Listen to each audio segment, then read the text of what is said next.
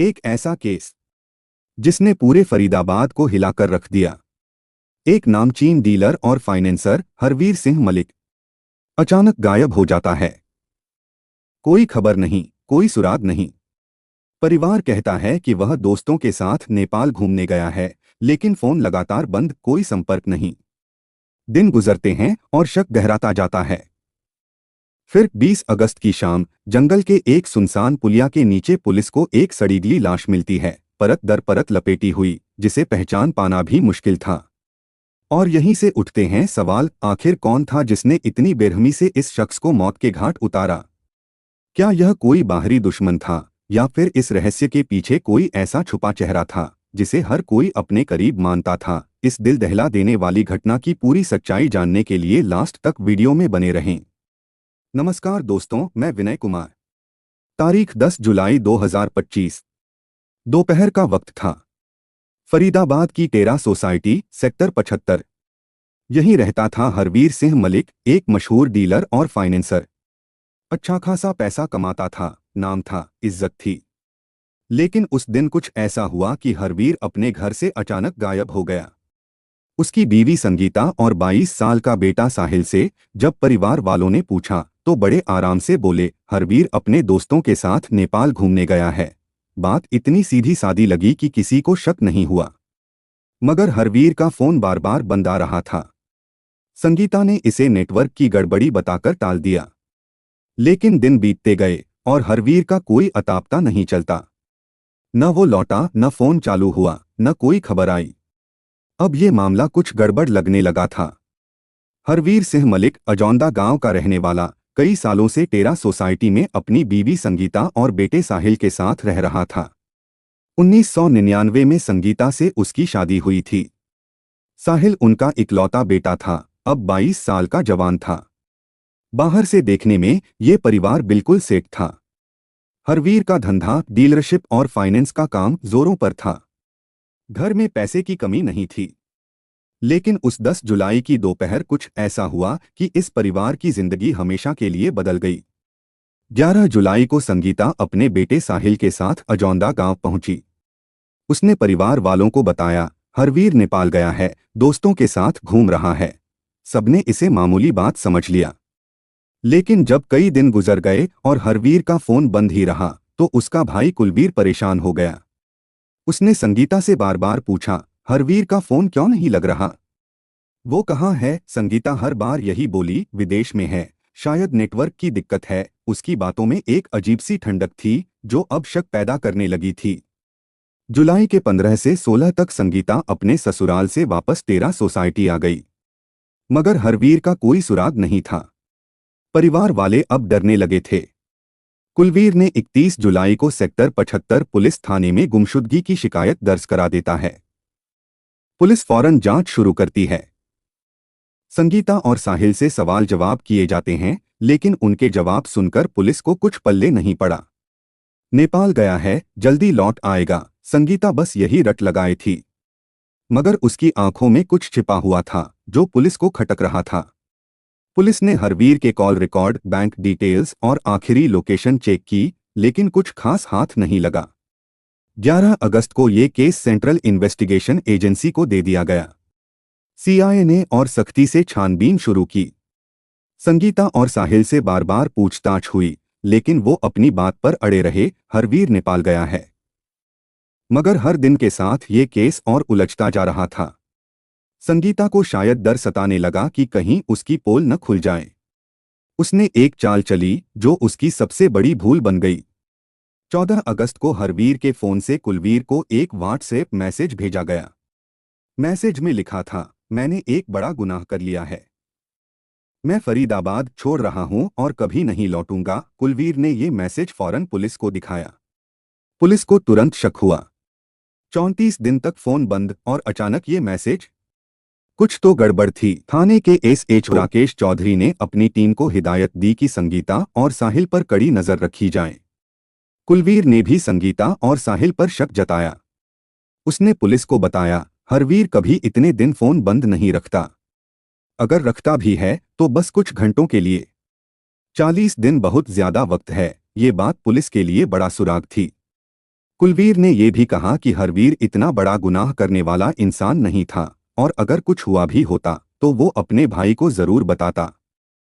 20 अगस्त 2025 की शाम सिद्धार्थ आश्रम से 300 मीटर दूर जंगल में एक सुनसान पुलिया के नीचे कुछ ऐसा मिला जिसने सबके होश उड़ा दिए।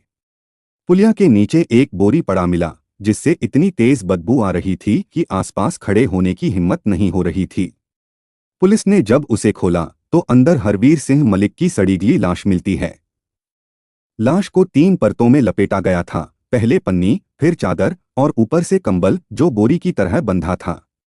लाश इतनी खराब हो चुकी थी कि उसे पहचानना मुश्किल था। पुलिस ने फौरन फॉरेंसिक टीम बुलाई। शुरुआती जांच में पता चला कि ये हत्या थी। लाश को जिस तरह लपेटा गया था उससे साफ था कि हत्यारा कोई निशान नहीं छोड़ना चाहता था।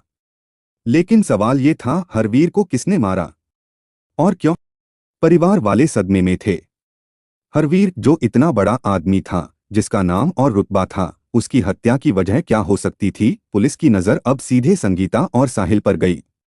एसएचओ राकेश चौधरी ने अपनी टीम के साथ दोनों को हिरासत में लिया। पुलिस ने संगीता और साहिल से सख्ती से पूछताछ की। उसी दिन साहिल टूट गया। उसने कबूल किया और बोला, हमने पापा को मारा और उनकी लाश सिद्धार्थ आश्रम के जंगल में छिपा दी। साहिल की बताई जगह पर पुलिस पहुंची। वहां पुलिया के नीचे वही बोरी मिली। लाश को देखकर परिवार वालों की चीखें निकल गईं। पुलिस ने साहिल और संगीता से और सख्ती से पूछताछ शुरू की। साहिल ने बताया कि हत्या की साजिश उसकी मां और मौसी ज्योति ने मिलकर रची थी।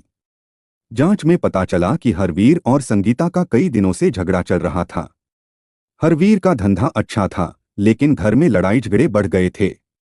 हरवीर के पास लाखों रुपए नकद थे जो उसने घर में रखे थे। संगीता और साहिल ने अपने शौक पूरे करने के लिए वो पैसा उड़ा दिया।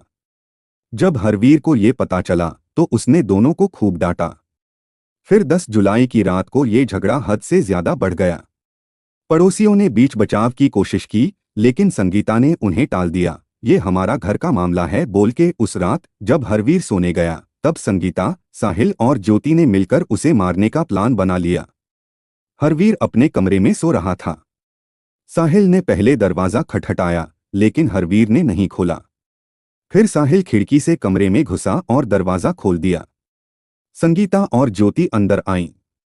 साहिल ने किसी भारी चीज, शायद लोहे की रॉड से अचानक अपने पिता के सिर पर वार कर देता है। हरवीर की मौके पर ही मौत हो जाता है। हत्या के बाद तीनों ने लाश को ठिकाने लगाने का शातिर प्लान बनाया। उन्होंने घर का कुछ सामान बाहर निकाला और पड़ोसियों से कहा कि वो शिफ्ट कर रहे हैं। इसी बहाने लाश को एक बोरे में भरकर गाड़ी में रखा और सिद्धार्थ आश्रम के जंगल में फेंक दिया। लाश को पन्नी, चादर और कंबल में लपेटकर बोरी बनाई गई ताकि जल्दी न मिले। अगले दिन संगीता साहिल के साथ अजौंदा गांव पहुंची और सबको झूठ बोला कि हरवीर नेपाल गया है। पुलिस ने इस केस को सुलझाने के लिए दिन रात एक कर दिया। सबसे पहले संगीता और साहिल के बयानों में गड़बड़ी पकड़ी। उनके फोन की लोकेशन चेक की, जो 10 जुलाई की रात को टेरा सोसाइटी में थी, नेपाल में नहीं। 14 अगस्त का व्हाट्सएप मैसेज बड़ा सुराग बना। पुलिस ने तुरंत संगीता और साहिल को हिरासत में लिया। जब लाश मिली तो फोरेंसिक जांच से हत्या का वक्त और तरीका पता चला।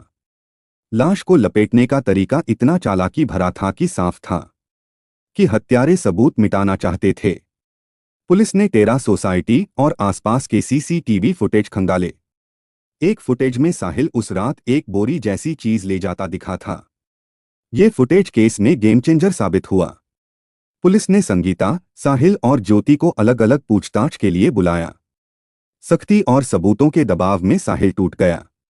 उसने बताया कि मां और मौसी के साथ मिलकर उसने हत्या की। संगीता और ज्योति ने भी आखिरकार गुनाह कबूल लिया। जांच में पता चला कि हत्या की वजह सिर्फ घर का झगड़ा नहीं थी। हरवीर के पास लाखों रुपए नकद थे जो संगीता और साहिल ने अपने शौक, महंगी चीजें, मौजमस्ती के लिए उड़ा दिए। जब हरवीर को ये पता चला तो उसने दोनों को खूब सुनाया। ये झगड़ा इतना बढ़ गया कि संगीता और साहिल ने हरवीर को ही रास्ते से हटाने का फैसला कर लिया। ज्योति ने अपनी बहन का साथ दिया और इस साजिश को और पक्का कर दिया। संगीता को हरवीर का सख्त मिजाज भी खटकता था। वो चाहती थी कि हरवीर की संपत्ति और धंधा पूरी तरह उसके कब्जे में आ जाए। साहिल भी अपनी मां के साथ था। दोनों ने मिलकर हरवीर को खत्म करने का मन बना लिया। एस.एच. चौधरी ने अपनी टीम के साथ इस केस को दर्ज किया। संगीता, साहिल और ज्योति को गिरफ्तार कर लिया गया। हत्या में इस्तेमाल हुई चीज, वो भारी रॉड और कुछ सबूत भी बरामद हुए। कुलवीर और बाकी परिवार, जो 40 दिन तक हरवीर की वापसी की आस में थे, इस सच को सुनकर टूट गए। उनकी आंखें नम थीं, दिल बैठ गया था। ये कहानी बताती है कि कैसे अपने ही लोग सबसे बड़ा धोखा दे सकते हैं। 40 दिन तक संगीता और साहिल ने सबको बेवकूफ बनाया, पड़ोसियों, परिवार, यहां तक कि पुलिस को भी। मगर सच ज्यादा देर छिप नहीं सकता। पुलिस की मेहनत, फोरेंसिक जांच और पक्के सबूतों ने इस खौफनाक साजिश का पर्दा उठा दिया। इस कहानी को सुनाने का मकसद किसी के दिल को ठेस पहुंचाना नहीं है, बल्कि इसके माध्यम से लोगों को सचेत और जागरूक करना है। कभी कभी सबसे बड़ा धोखा वही देते हैं जिनसे हम सबसे ज्यादा प्यार और भरोसा करते हैं। लालच और स्वार्थ रिश्तों की दीवारें तोड़ देते हैं और प्यार भी बेवफा बन जाता है। अपने रिश्तों की कदर करें, क्योंकि कभी कभी नजदीकी लोग ही हमें सबसे गहरी चोट पहुंचा सकते हैं।